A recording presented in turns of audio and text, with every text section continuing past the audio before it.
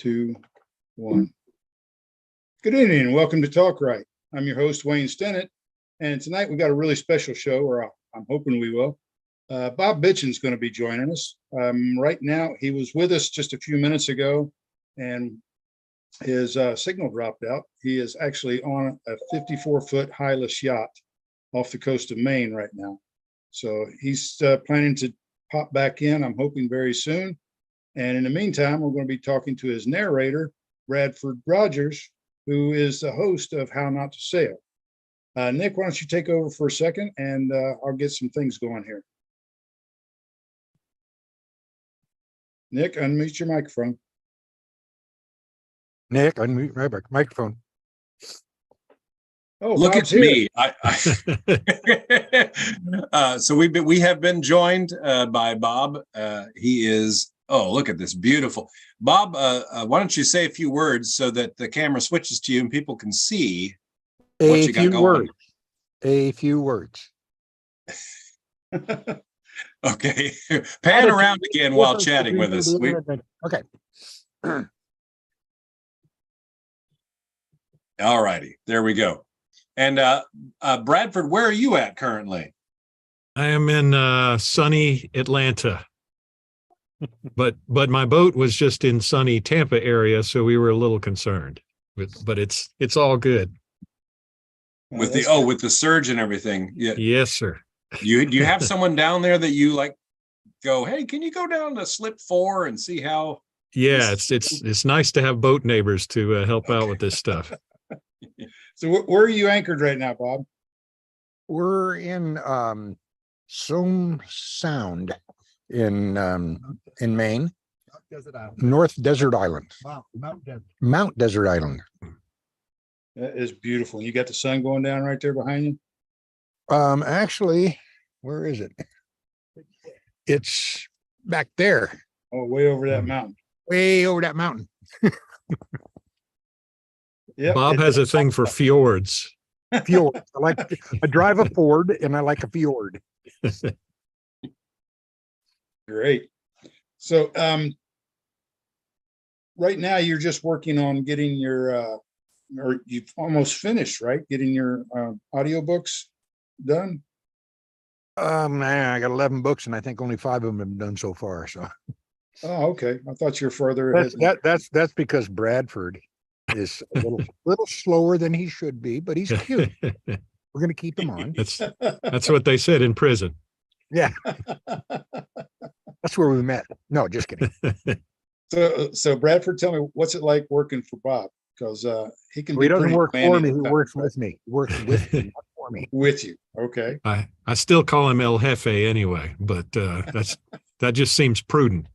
The first few weeks, I thought he was saying El Hefty, and I was a little. But I have to admit, when I did Dorf, which is from Bob's biker Sturgis trip in an old school bus, that I was amusing the friends and family with the readings therefrom, because it was saltier than my stuff even. Oh yeah. I've read almost all of the books, Bob, and just going back to that lifestyle. I mean, that harkens back to when I was in the Marine Corps in the 70s. I read some of you. I can't say for sure that I've read some of your articles in other magazines, right. But I read every one cover to cover, so I probably did.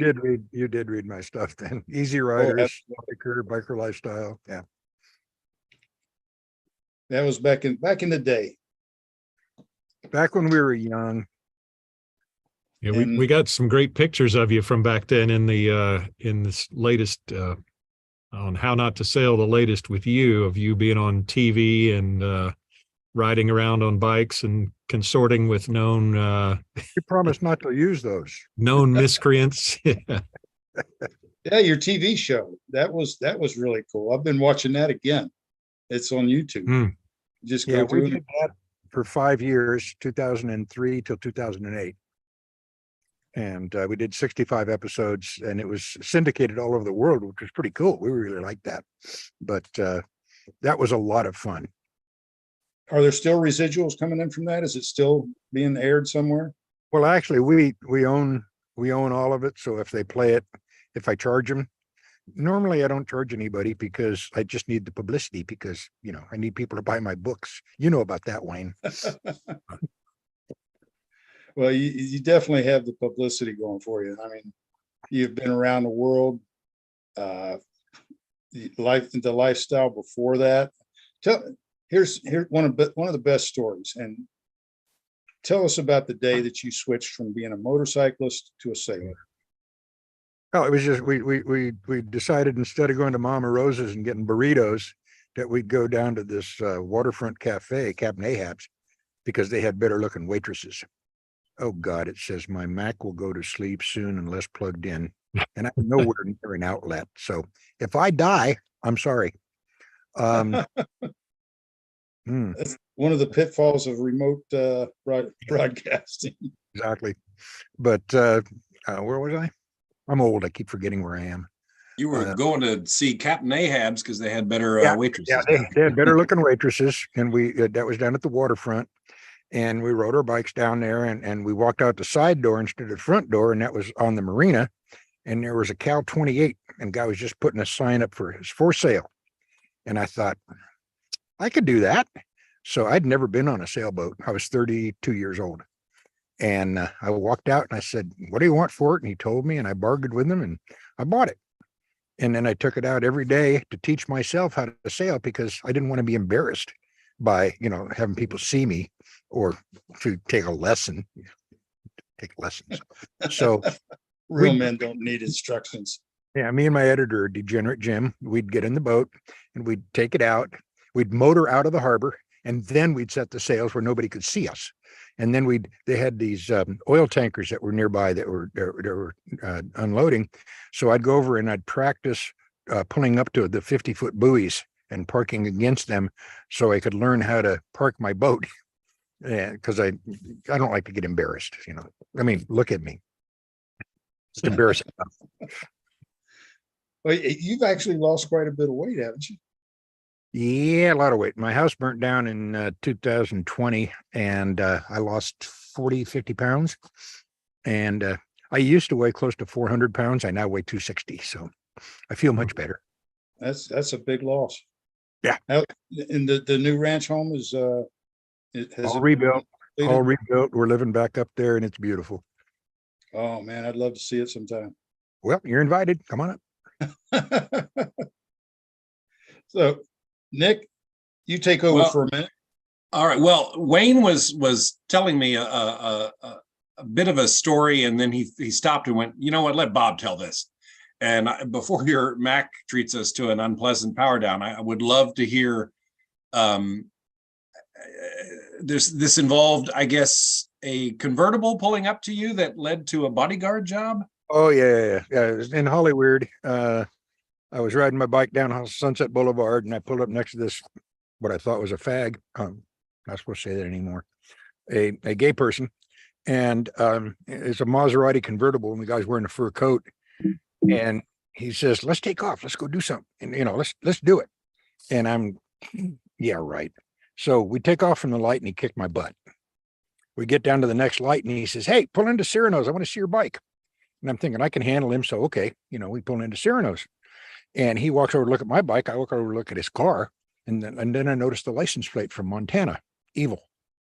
And he says, after dinner, I'm going to be having drinks over at Filthy McNasty's on Sunset. I said, I'll see you there. And I went to Filthy McNasty's and drank for an hour and a half until he got there. And then that night we stayed up until 4:00 in the morning and partied a little bit too much. They arrested the bartender, the bar owner, because they were supposed to close at 2 a.m. And Knievel turns to me and he says, "Would you go get him out of jail?" And I said, "I ain't got no money." And, and he said, reaches in his pockets, hands me a wad of bills. And he says, "Just bring me back any change to the Coliseum tomorrow." So I'm like, yeah, okay. So I head down there and I bail him out. Well, I tried to bail him out, except while I was sitting there to bail him out, a cop walks by and says, "That's the son of a gun right there." And they arrested me for interfering with a peace officer. So I spent the night in jail with Filthy. And then the morning I bailed us both out with Knievel's money and went back to the Coliseum.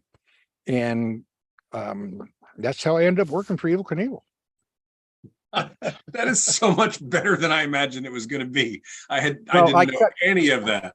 I cut out the stuff about the strippers from the Classic Cat that were with us. I've tried to clean it up a little. That saves us some editing. Yes. Excellent. What can you tell me about the Latitudes and Attitudes magazine? Because that's just the best name for a magazine I've ever heard in my life. And it was from the man who just passed. We were trying to think of a name for a magazine. I've always done magazines for the last 50, 60 years. And I did motorcycle magazines, basically. I did newspapers, magazines, television, radio. And then when we came back from cruising, I figured let's start a sailing magazine about really sailing. You know, none of this fancy stuff about where you have to the mega yacht. You know, this is for people who find a wrecked boat, fix it up, and go cruising. And we were trying to think of a name of it. So we're going through hundreds of names. And then Buffett was singing Latitudes and Attitudes. And I thought, what a great name, Latitudes and Attitudes. Let's call it that. You know, not knowing about copyrights and such shit. And so we did. And we started at Latitudes and Attitudes. The name of that song, by the way, is Changes in Latitudes, Changes in Attitudes. So I didn't take the name of the song.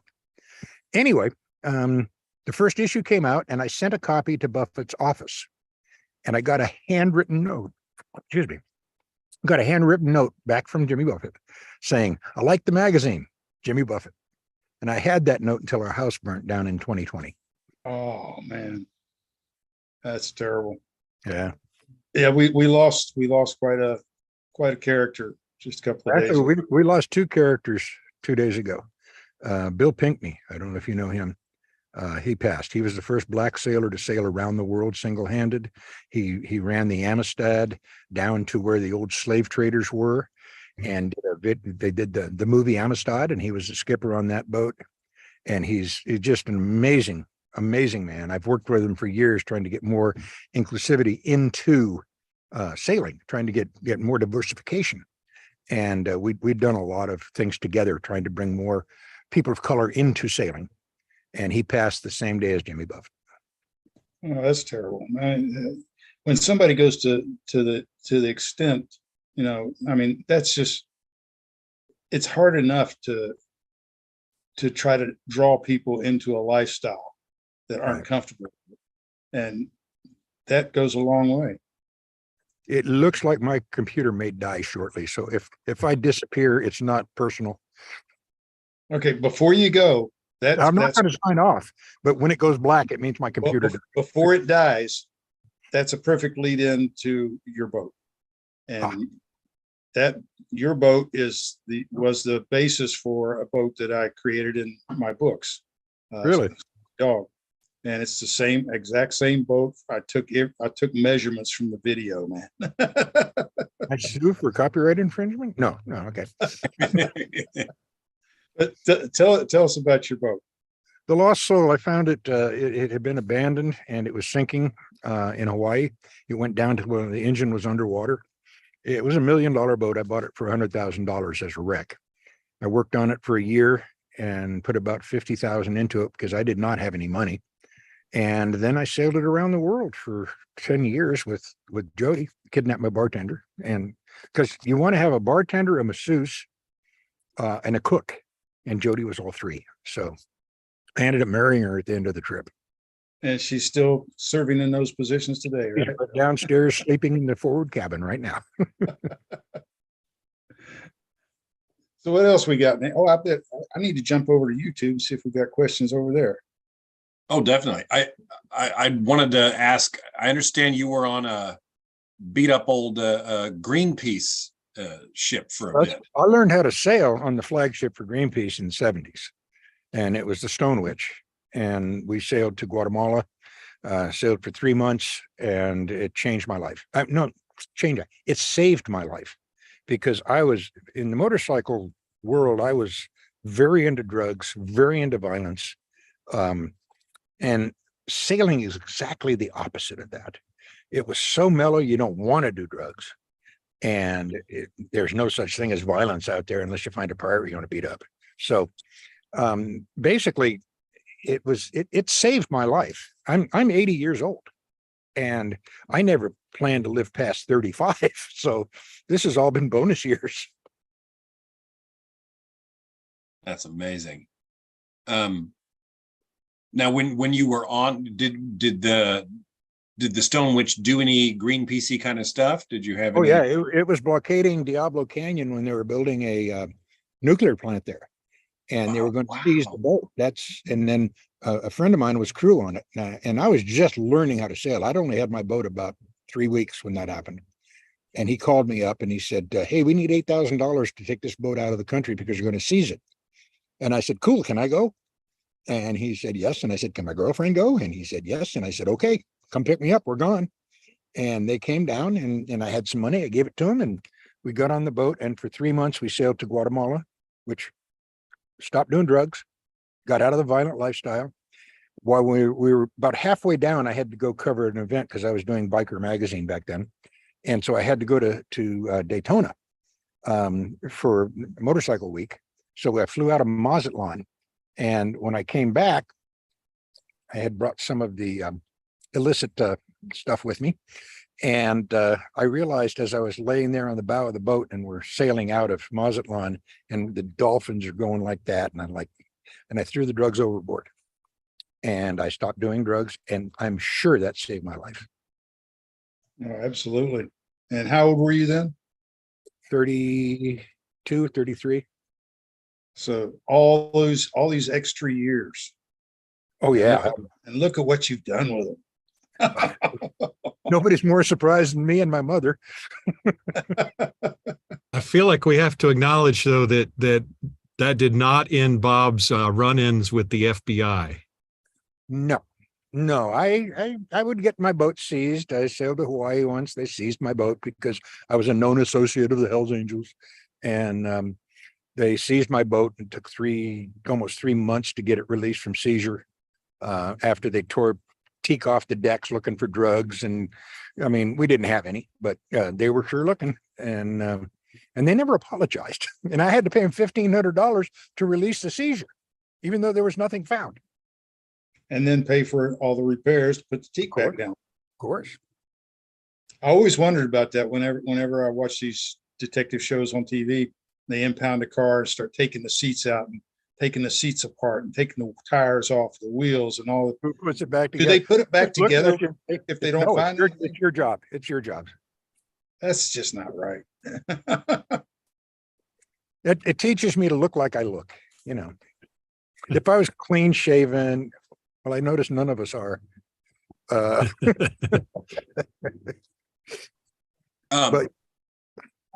No, go ahead. no, I'm through. You go. Well, one of the other things that really caught my eye, the magazine for the tattoo lifestyle, that's your baby, right? You created Tattoo Magazine? Yes, I started Biker Magazine in '79, and I started Tattoo Magazine in 1980 because they didn't have one for tattoos, and I'm rather covered with tattoos. So, Oh wow! So a friend of mine who was a tattoo artist out of Chicago, he said, "You know, you need to do a magazine about tattoos." And we had a section in Biker Magazine called Tattoo Flash. It would have pictures of tattoos, usually on women, not wearing much clothes. But we did have pictures of tattoos. And I said, okay, I'll try it. I did a one-off, and which means you just one time, and it was not scheduled. And it sold great, and advertising was good. And I'm like, well, let's do this quarterly. So we started doing it every 3 months. And then after the second one, I said, let's go biannual. I mean, let's go 6 times a year. And we did that for the next issue. And then I said, we're going monthly because it just sold so much better than the motorcycle magazine. I didn't realize more people had tattoos than rode Harleys. Well, not everybody that rides Harleys has a tattoo. Not everybody, but where I came up with the idea for the magazine was in Sturgis one year. And I'm sitting on Main Street and I'm just watching everybody that walks by, and everybody that walks by has a tattoo. Most of them just said FTW. Yeah. And so that's the name of my company, FTW Publishing. That's been the name of it for 40 years. My brother got an FTW tattoo. he was about 18, 19 years old. Mom asked him what it meant. Instantly he said, The forget wind. the weather. We're going sailing. Forget the weather. No, my Jody came up with the saying, find the wind. Find the wind. There you go. I like Yep. that. Yeah, especially because FTW Publishing started publishing biker magazine, tattoo magazine, and magazines like that. And then we went sailing and we come back and it was still FTW Publishing. It was an old company. You want to keep it going. And that's when Jody came up with, it means find the wind. I said, okay, that's what you think. It's cool. Absolutely. I'm not seeing any questions on, oh, wait a minute. Here's one. Nobody has any interest. This is actually a really good question. And Bob, you're the only person I could think of to answer. Are there a lot of print magazines anymore? Are most digital at this point? Well, the reason I sold Latitudes and Attitudes is because the internet was killing the magazine industry. And when I started Latitudes and Attitudes, it was from here. It had nothing to do with making money. I just wanted to have a magazine because I was so tired of magazines just having ads with stories about how to use the crap from the ad. I mean, that just annoyed the hell out of me. I wanted to know what it was like cruising out there. So when I started Lats and Ads, every story in it was cruising story, period. That's all we did. Stories from people who were cruising around the world. It ended up being the #1 selling boating magazine in the United States. And I ran it for 27 years. And then I decided, you know what? The internet's killing the industry. I think I'll sell it. So I sold it. And I still write for it. And I enjoy writing for it. I mean, sailing is still my life. So is riding motorcycles. So I can't ride a motorcycle on a boat. I tried it. It does not work. You just splash and You it's just gone. haven't got a big enough boat yet. Well, actually, when over here in Maine, we found a couple we could. I mean, there's some big boats over here. Well, you actually sold Latitudes and Attitudes twice. Yeah, I sold it about 12 years ago to a couple of con men because I've always done business handshake. And these guys came to me and they made me a good offer. I said, okay, we shook hands. I signed the contract. Then I found out they were con men and they had no money. They never paid me a dime, but they owned the magazine because I signed the contract. They owned the television show, they owned the radio station, and they owned the magazine. But they owed me a few $1 million, never paid me. And I would have to sue them to get the money. They had no money. They were con men. So we lost it. But then Charlie Tobias, who owned Pussers in the BVIs, he was a good friend of mine. And he was kind of my mentor. And he's 10 years older than me. And he is the one that got me back the name Latitudes and Attitudes. He just had his lawyer go get it. He gave it to me. He paid the fees and everything, so I would have it. And then we were back as Latitudes and Attitudes. And those guys got arrested in Chicago and spent a lot of time there. Then during the interim time, you created a new magazine, Cruising Outpost. Right, because And they had that was done. You didn't even want to do that. Your fans did that. Yes. Oh yeah. It was, everybody was like, where's the magazine? Where's the magazine? Where's the magazine? And there was also the fact that I didn't have any money. I've never had a lot of money. I just like to do things. And I didn't have the money to do any of that. But my fans all came in. And that was the most amazing thing. I had 750 of my readers send me $250 each. That some people said, I had one guy in Boston that said he would finance a new magazine for $250,000. And I said, at that time, I'm 70 something years old. I can't pay back $250,000. I wouldn't take it. So then the same people, they came back, we were all on the internet and we're talking about, well, what would be fair? $250, a maximum of $250. Anybody who wants to do that, if we get enough in to start the new magazine back up again as Cruising Outpost, we'll start it. If not, we'll give you back your $250. And if it works, you'll get a 5-year subscription. $50 a year is pretty good. Anyway, long story short, we did it. Yeah, that's just a great testimony to what you were doing at the time. Yeah. You know what? I still miss the magazine, even though I'm still working for it. I like to make the decisions, and now I'm not making any decisions. I just send in my stories, and like I'm doing a story about this trip, and I still do a column every issue, and they seem to be doing pretty well with it. So, yeah, life is good. Yeah, I read that column every month or every quarter. Every quarter, they're going bi-monthly now, so Oh, okay. They increased it. they're going to. They have not yet. They're going to start with, I think, the next issue. Have you ever considered, you've got Bradford here with this marvelous microphone, and he's doing your books. Have you considered doing some of the stories from the magazines as sort of a podcast where people would be able to listen to as many as they want? Be honest with you, I don't even know what a podcast is. I mean, I've done a couple with Bradford, Bradford. he does one. No, I've done a couple with him. Yeah, he's good. But I don't even know. I wouldn't know how to start. My granddaughter, she's an Emmy award-winning NBC anchor. She has been trying to help me now. She just put me onto Facebook, TikTok, Instagram, and some other crap that I have to. She makes me make a post every day, or at least every other day, and that just started about 3 weeks ago. But she stayed with me for a week. Like every day, she's like, "Now, Grandpa, you got to do this. You got to do this. You got to do this." Well, you can stay up late one night and write a whole bunch of them and schedule them. You don't have to do it the rest of the week. I don't do those drugs anymore.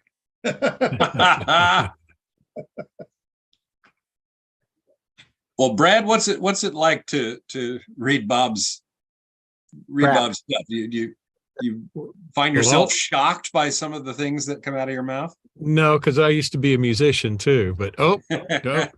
I'm not.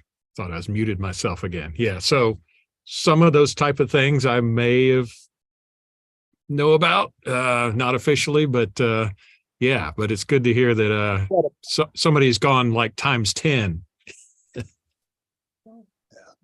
I'll tell you what, Bradford has been such a help to me. I can't tell you your help, man. I just want you to know that. And that's not just psychology. Psychologists help either. Well, yeah, I'm trying to get a discount. But I will say that Bob's going to be amazed when he hears this latest podcast of mine that he was on, that he's going to say, Bradford's saying all the stuff that I did. And he just ripped off half of it, and he's doing a voiceover. But I wanted to take and keep this ping pong thing going on. So it'll be a surprise. Right. I'm looking forward to it. Now, Bradford, you're planning to be at the NINC conference later this month, right? Yeah, and I'm officially I need to go check on my boat, but unofficially I need to visit with you guys. How far is the marina from Tradewinds Resort? You know where that's at? Is that in St. Pete Beach or? Yeah, it's right on the beach. So it's across from the dive bar. It's down the road from Krabby Bill's. Yeah, I've never been in dive bar, so I'm not sure, but I'm going to guess it's about 3 miles from the marina in a direct line. I'll show you, Bradford. I'll show you. Okay. Well, we can send somebody over to pick you up. Uh-huh. Yeah, that'll be fun. That'd be good to get together again. My waitress has brought me a new one. Thank you, Admiral. My waitress is eating dinner. Oh, so before I die, let me show you where we are, because this place is just unbelievable. This is I got to show you across. This is where I want to have my next house, right there. Mm. Wow. I mean, look at that. Is that beautiful or what? So. Mm. And I bet it's a little bit cooler up there than it is down here in the south. Nice boat too. I think I may be dying soon. So. There's a lot of. We actually made it. It's 7:03. Yeah, we made it. We made it to the end of the show, but we're going to keep on going until Bob's battery. I got to recharge. There's a lot of granite around there to anchor upon, though, isn't there? Yes, there is. Yes. You can't believe how much granite there is here. We went up to Washington Mountain. No, Washington. Yeah, Washington. And that was unbelievable. Of course, I had a hip operation a little while back and had my hip replaced. And walking is not the easiest thing in the world for me right now. And we walked about 5 miles. So today I'm sitting a lot. Mhm. That's how long of recovery was that for a hip replacement? A It friend of was mine. supposed to be 6 weeks. It's been 8 months. Oh, wow. Yeah. I was on my back for 3 months and I lost a lot of my strength. I don't want to get into that, but yeah, it was supposed to heal up in 6 weeks, and 6 months later, I was still in bed. And I've been a weightlifter and a bodybuilder most of my life, and not working out for 3-4 months has almost killed me. I mean, you know, Yeah, at my believe me. age, almost killed me. But Believe me, I know. My foot is in a boot right now. I'm recovering from Achilles tendon surgery. yeah, I've lost 1.25 inches in my calf. Jeez. That equates to about 3 pounds of muscle. Yeah. And if I didn't work out the other parts of my body, I'd be shriveled up to nothing almost. Yeah. Well, that's what I was just doing, upper body, because it's all I could do. But I was literally in bed for 3 months. So you kind of lose your stamina. You had Jody bring the barbell in and hold it over your. Now, when you're laying in bed, you don't want the barbell. Just give me another drink. I'll be fine. You want to start with the 12-ounce curls, 16-ounce curls. As soon as I get this mosquito off my drink, I'll join you. Let's see. I can highly recommend tequila, by the way. Well, we are just about, well, we're over time now. So unless you have something else, Nick. I think your microphone's muted. I just lost volume. No, Nick has his mic muted. Sorry, I'm trying to be good so I don't like cough. Yeah, no, I went through the things that amazed me, and that evil one was better than I expected. Yeah. I'll tell you what, if you want to sign off with the story about the difference between an adventure and an adventure. Attitude. This is my favorite story, Bob Bitchin's story of all time. I forgot it. What is it? Sailing through Hawaii and laying the mast down. Oh yeah, the big wave. Yeah, Jody and I were alone on the boat for the first time in months, because we always had crew with us when we were down in the South Pacific. Our boat was 68 feet, so it was a little bit too big for 2 people, but the 2 of us normally could handle it. But you know, when you're out there. So our crew had left, and that was just Jody and I, and we wanted to get to the big island, and we were in our favorite harbor, which is Lono Harbor in Molokai. Molokai? Come on, Bob. Molokini. Molokai. Yeah, it was Molokai. And so we sailed over behind Haleakala on Maui, which is what you pointing at? I'm trying to not say anything until Jordy to close the door because the dog's barking. Okay. Anyway, so we took off early at 5:30 in the morning. And we Oh dear. No. Well, Wayne, you know this story. Can you? One of the greatest adventures of all time. Bob, only Bob could do it justice. I'm very familiar with it. Oh, well, give it to us, because Go ahead. I feel like you haven't had enough You have a airtime much here. better announcer voice. Well, I don't know, but he said it's the Ali Nui Haha channel that they were going to go through. I guess it's between Molokai and Maui or somewhere. And he said the Ali Nui Haha is Hawaiian for to crumple up and throw out. I'm not sure if I believe that, but they were able to wait for the wind or not, and then they decided to go for it, and there were 35-foot waves or whatever in the channel, which to me sounds like a lot, and he said at one point he realized that the sail was luffing, and he said, "That's weird. The only thing that could make that happen was, oh yeah, an 80-foot wave." So Jody was down below. Bob grabbed onto the large ship's wheel he had mounted there, and basically they went sideways and probably thought they're going to die, but did a nice tube right over them, and they popped back up, and he's like, "Jody, this is awesome. You got to check this out." And she's like, "Whiskey Tango Foxtrot, you talking about there, Bob?" And he said that's when he decided, came up with the phrase, attitude is the difference between an ordeal and an adventure. And he said that's when Jody came up with the phrase, sometimes it's just an ordeal.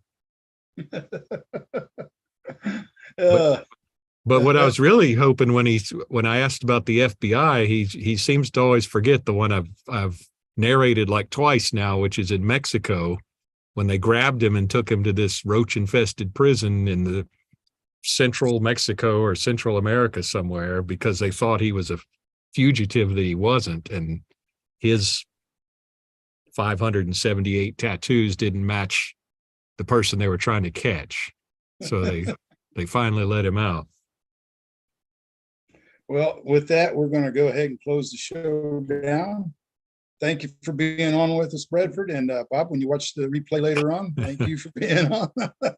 We had a great time. It's always great when I get to talk to Bob again. And he's quite a character. I could sit and listen to his stories for hours, and he could tell the stories for hours. So thank you for being on with us. And thanks to our sponsors, Down Island Publishing, Aurora Publicity, How Not to Sail, and Pirate Radio, and who am I forgetting, Nick? Tropical Authors? Tropical Authors, of course. Thanks again, Bradford. Good night, everybody. See you guys soon.